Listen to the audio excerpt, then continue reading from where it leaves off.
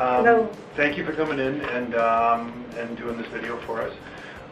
It's one thing that you came in to see me a while ago for some low back issues and stuff, and I know that we had some fantastic success with that and getting you back on track to feeling better and stuff. But you also brought your granddaughter in though too. Can you tell me a little bit about what was going on with her? Maddie was experiencing... How old was she? Oh, Maddie is 7. Almost Okay. she'll be 8 in March. She was experiencing mood swings, erratic mood swings, going from a very pleasant child to being very disruptive and argumentative and downright not a nice child. Okay. On top of that, she was having problems sleeping.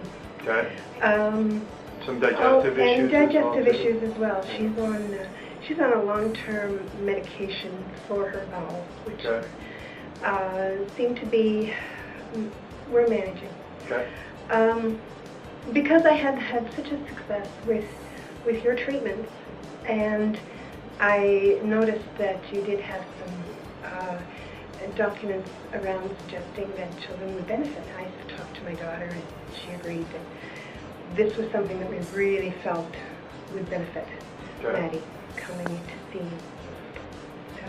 So when we started adjusting Maddie, what you know, I know what I've documented in the notes and stuff. We started seeing some changes after about 4 adjustments or so. Yes. Can you tell me, just describe some of the changes that you started seeing? I saw a change in Maddie that was remarkable. Her mood swings just seemed to even, not totally, but even out to what I would consider normal range. She was sleeping better, and she was just a happier child. And she was more energetic, more bouncy, more lively.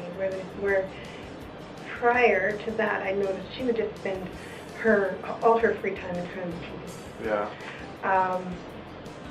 And now she skates, she swims, she does gymnastics.